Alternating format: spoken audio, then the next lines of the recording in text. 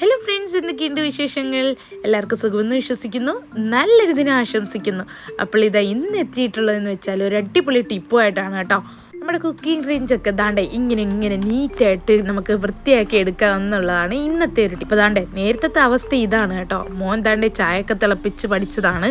അപ്പോൾ ദാണ്ടെ അവൻ അവിടെ കരിച്ചൊക്കെ ഇട്ടിട്ടുണ്ട്. ഡ്യൂട്ടിക്കൊക്കെ പോകുന്നതിൻ്റെ തിരക്കിൽ ക്ലീൻ ചെയ്യാൻ പറ്റാത്തൊരു ദിവസം എടുത്തിട്ടുള്ളൊരു വീഡിയോ ആണ് കേട്ടോ. എന്തായാലും വീഡിയോയിലേക്ക് പോകാം.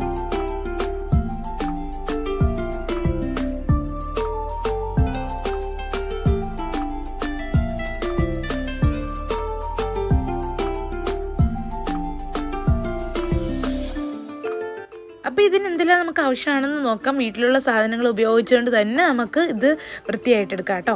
അപ്പോൾ അതിന് വേണ്ടിയിട്ട് ഞാൻ ഇവിടെ ദാണ്ടെ ബേക്കിംഗ് സോഡ എടുത്തിട്ടുണ്ട്, വിനാഗിരി എടുത്തിട്ടുണ്ട്, ഹാർപ്പിക്ക് എടുത്തിട്ടുണ്ട്, പിന്നെ എടുത്തിട്ടുള്ളതെന്ന് വെച്ചാൽ ഒരു ഡിസ്പോസിബിൾ പ്ലേറ്റും അതുപോലെ കളയാനുള്ളൊരു ബ്രഷുമാണ്.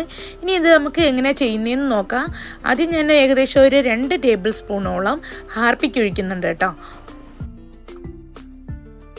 അടുത്തായിട്ട് നമുക്ക് ഇതിലേക്ക് ഒരു 1/2 കപ്പോളം വിനാഗിരി ഒഴിച്ചു കൊടുക്കാം. ഇത് നമുക്ക് ആ ഒരു ബ്രഷ് ഉപയോഗിച്ച് നല്ലതുപോലെ ഒന്ന് മിക്സ് ചെയ്ത് കൊടുക്കാം കേട്ടോ. അടുത്തായിട്ട് നമുക്ക് ആ ഒരു കുക്കിംഗ് റേഞ്ചിൻ്റെ ടോപ്പൊക്കെ ഒന്ന് മാറ്റി ആ ബർണറെല്ലാം ഊരി മാറ്റിയതിന് ശേഷം നല്ലതുപോലെ ഒന്ന് ക്ലീൻ ചെയ്തെടുക്കാം. ഒരു ഉണക്ക തുണി കൊണ്ട് നമുക്ക് നല്ലോണം ഒന്ന് തുടച്ചെടുക്കാം കേട്ടോ. അപ്പോൾ അഴുക്കൊക്കെ ഒന്ന് കളയാൻ വേണ്ടിയിട്ടാണ് ഇങ്ങനെ ചെയ്യുന്നത്. ഇപ്പം ഞാൻ ഇത് നല്ലതുപോലെ അതിൻ്റെ അഴുക്കുകളൊക്കെ ഒന്ന് തുടച്ചെടുത്തിട്ടുണ്ട്. അപ്പോൾ അതുകൊണ്ട് ഇനി നമുക്ക് അത് ക്ലീൻ ചെയ്തതിന് ശേഷം നേരത്തെ ഉണ്ടാക്കി വെച്ചിട്ടുള്ള ആ ഒരു സൊല്യൂഷൻ നമ്മുടെ ആ കുക്കിംഗ് റേഞ്ചിൻ്റെ ടോപ്പിലെല്ലാം ഒന്ന് സ്പ്രെഡാക്കി കൊടുക്കണം. അതിനുവേണ്ടി ഞാൻ എല്ലാ ഏരിയയിലും എത്തത്തക്ക രീതിയിൽ ഒഴിച്ചു കൊടുക്കുകയാണ് ആദ്യം. ശേഷം നമുക്ക് ആ ബ്രഷ് ഉപയോഗിച്ച് എല്ലാ ഏരിയയിലും എത്തത്തക്ക രീതിയിലൊന്ന് തേച്ച് പിടിപ്പിക്കാം. ബാക്കി കുറച്ചുണ്ടായിരുന്നത് ഞാനാണെങ്കിൽ കുക്കിംഗ് റേഞ്ചിൻ്റെ ടോപ്പിൽ ആ ഒരു ഗ്ലാസ് ടോപ്പിലും പിന്നെ കൂടാതെ അതിൻ്റെ പരിസരത്തുള്ള ആ ഒരു ടൈൽസിലെല്ലാം തേച്ച് പിടിപ്പിച്ചിട്ടുണ്ട്. നല്ലവണ്ണം ഇത് അഴുക്ക് പോകുന്നുണ്ട് കേട്ടോ. ആ ഒരു സൊല്യൂഷൻ എല്ലാ ഏരിയയിലും എത്തിയെന്ന് ഉറപ്പ് വരുത്തിയതിന് ശേഷം നമുക്ക് ദാണ്ട് ഇതുപോലെ സോഡാപ്പൊടി വിതറി കൊടുക്കാം. ബേക്കിംഗ് പൗഡർ ഇടുമ്പോഴത്തേക്കും നമുക്ക് ദാണ്ട് ഈ ഒരു സൊല്യൂഷനിലോട്ട് വീഴുമ്പം ഒരു കെമിക്കൽ റിയാക്ഷൻ ഇവിടെ നടക്കുന്നത് കാണാം. അപ്പോൾ ഇതിന് ശേഷം നമ്മൾ ഇത് ക്ലീൻ ചെയ്യുന്ന ടൈമിൽ വേണമെങ്കിൽ ഒരു ഗ്ലൗസൊക്കെ ഉപയോഗിച്ച് ക്ലീൻ ചെയ്യുക. ഞാനിതിപ്പോൾ സ്ഥിരം ചെയ്യുന്നത് കൊണ്ട് എൻ്റെ കൈക്ക് വലിയ പ്രശ്നങ്ങളൊന്നും ഇല്ലയെന്ന് എനിക്ക് ഉറപ്പാണ്. അപ്പോൾ അതുകൊണ്ടാണ് ഞാൻ ഇവിടെ ഗ്ലൗസ് ഉപയോഗിക്കാതെ ചെയ്യുന്നത്. ഇപ്പോൾ നിങ്ങൾ ആദ്യമായിട്ട് ചെയ്യുന്നവരാണെങ്കിൽ കയ്യിൽ ഒരു ഗ്ലൗസൊക്കെ ഇട്ടിട്ട് ചെയ്യാൻ നോക്കുക, അല്ലെങ്കിൽ ഒരു കവർ ഇട്ടിട്ട് ചെയ്യാൻ നോക്കുക. ഇത് നമുക്ക് കുക്കിംഗ് റേഞ്ചിൻ്റെ ടോപ്പിൽ മാത്രമല്ല കേട്ടോ, സാധാ സ്റ്റൗവിൻ്റെ ടോപ്പിലാണെങ്കിലും ക്ലീൻ ചെയ്യുക ഈ ഒരു സൊല്യൂഷൻ ഉപയോഗിച്ച്. ഇതുപോലെ മെറ്റലിൻ്റെ അപ്പോൾ ആണെങ്കിൽ നല്ലതുപോലെ ക്ലീനായി കിട്ടും. എന്തായാലും എല്ലാവരും ഒന്ന് ട്രൈ ചെയ്ത് നോക്കുക. ഞാൻ ആദ്യമൊക്കെ ആണെങ്കിൽ ഇത് ലിക്വിഡ് സോപ്പ് മാത്രം ഉപയോഗിച്ച് തേച്ചിടുന്ന സമയത്ത് ഒരു ഗ്രീസ് പോലെ പിന്നെ അതിൻ്റെ അതിൽ പറ്റി പിടിച്ചിരിക്കുന്നത് കാണുന്നുണ്ടായിരുന്നു. അപ്പോൾ ഇതുപോലെ ചെയ്തപ്പോഴത്തേക്ക് നല്ല വൃത്തിയായി കിട്ടിയിട്ടുണ്ട്. സോഡാപ്പൊടി പിന്നെ പറയണ്ടല്ലോ, ഒരു അണുനാശിനി കൂടിയാണ്. അപ്പോൾ അതാണ്ട് എല്ലായിടവും ഞാൻ തേച്ച് പിടിപ്പിച്ചതിന് ശേഷം ഇതൊരു 10 മിനിറ്റ് വെറുതെ വെക്കുകയാണ്. ആ ഒരു അഴുക്കൊക്കെ പെട്ടെന്നൊന്ന് ഇളകി കിട്ടാൻ വേണ്ടിയിട്ട് പാർട്സുകളും എല്ലാം ഈ ഒരു സൊല്യൂഷൻ ഉപയോഗിച്ച് തേച്ചിട്ടുണ്ട്. ഇനി നമുക്ക് താണ്ടെ ഒരു 10 മിനിറ്റ് കഴിഞ്ഞിട്ടുണ്ട്. ഇനി നമുക്ക് ഒരു സ്ക്രബ്ബർ ഉപയോഗിച്ച്, ഒരു മെറ്റലിൻ്റെ സ്ക്രബ്ബർ ഉപയോഗിച്ച് ഞാൻ വീണ്ടും ഒന്നുകൂടി അതൊന്ന് തേച്ച് എടുക്കുകയാണ് കേട്ടോ. അപ്പോൾ ആണെങ്കിൽ അതിലിനിയിപ്പം കൂടുതൽ ഹാർഡായിട്ടിരിക്കുന്ന പിന്നെ അഴുക്കൊക്കെ ഉണ്ടെങ്കിൽ ഒന്ന് പോകാൻ വേണ്ടിയിട്ടാണ്. കൂടാതെ ആ ഒരു ബ്രഷ് എത്താത്ത ചില സ്ഥലങ്ങളൊക്കെ ഉണ്ട്, നമ്മൾ കൈ ഉപയോഗിച്ച് നല്ലോണം തേക്കേണ്ട ചില സ്ഥലങ്ങളൊക്കെ ഉണ്ട് ഇതിൻ്റെ അതിൽ. അപ്പോൾ ആ ഒരു ഏരിയയൊക്കെ ഞാൻ നല്ലതുപോലെ ഈ ഒരു സിങ്ക് ഉപയോഗിച്ച്, ഈ ഒരു മെറ്റലിൻ്റെ സ്ക്രബ്ബർ ഉപയോഗിച്ച് ക്ലീൻ ചെയ്തുകൊണ്ടിരിക്കുകയാണ്.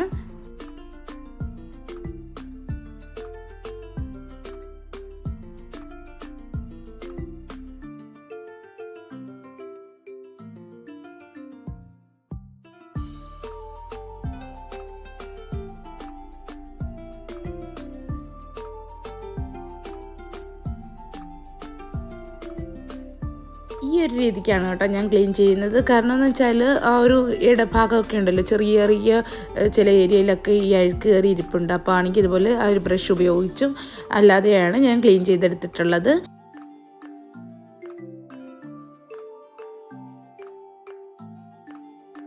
അപ്പോൾ ഇതാണ്ട് മാക്സിമം ഞാനാണെങ്കിൽ ഇതിൻ്റെ എല്ലാ ഭാഗങ്ങളും തന്നെ ആ ഒരു സൊല്യൂഷൻ ഉപയോഗിച്ച് തേച്ച് വൃത്തിയാക്കിയിട്ടുണ്ട്. അതിൻ്റെ നല്ലൊരു വ്യത്യാസം നമുക്ക് കാണാനുണ്ടായിരുന്നു കേട്ടോ. അപ്പോൾ ആണെങ്കിൽ നിങ്ങൾ എന്തായാലും ഒന്ന് വീട്ടിൽ ട്രൈ ചെയ്ത് നോക്കുക. കാരണം ആ ഒരു ഗ്രീസ് പോലത്തെ അഴുക്കൊക്കെ ഈ ഒരു സൊല്യൂഷൻ ഉപയോഗിച്ച് നമുക്ക് നല്ല രീതിയിൽ വൃത്തിയാക്കാൻ പറ്റിയിട്ടുണ്ടായിരുന്നു. കൂടാതെ കണ്ടോ, വാളിലെല്ലാം ഞാൻ തേച്ച് പിടിപ്പിച്ചിട്ടുണ്ട്.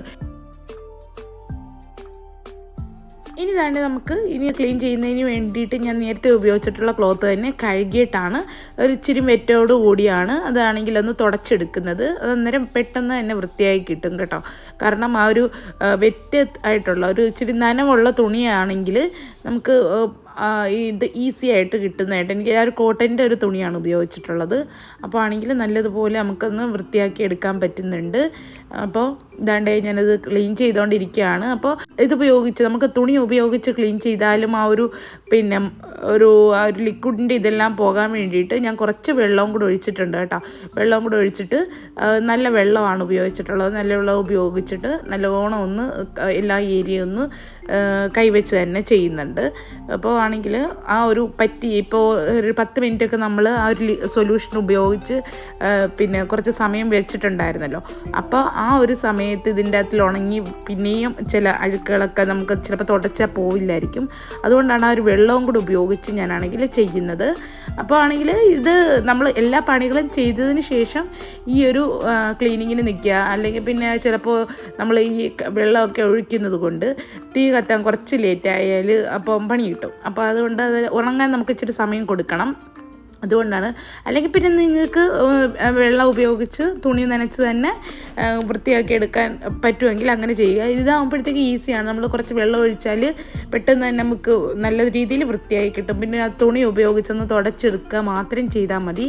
ഇപ്പോൾ ദാണ്ട് ഞാനിപ്പോൾ എല്ലാ ഏരിയയും ഇതുപോലെ വൃത്തിയാക്കി എടുത്തിട്ടുണ്ട്. ഇനി ഞാനൊരു ടിഷ്യൂ ഉപയോഗിച്ച് ആ ഒരു ചെറിയ ചെറിയ ഭാഗങ്ങളും കുറച്ച് ആ തുണി പിടിച്ചിട്ടുണ്ടെങ്കിലും പിന്നെയും ഒരു നനവൊക്കെ ഉണ്ട്.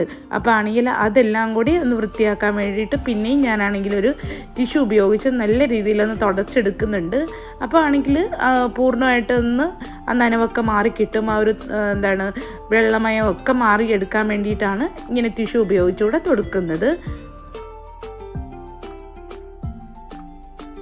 അപ്പോൾ ദാണ്ടെ കണ്ടല്ലോ, നല്ല വൃത്തിയായിട്ട് കിട്ടിയിട്ടുണ്ട്.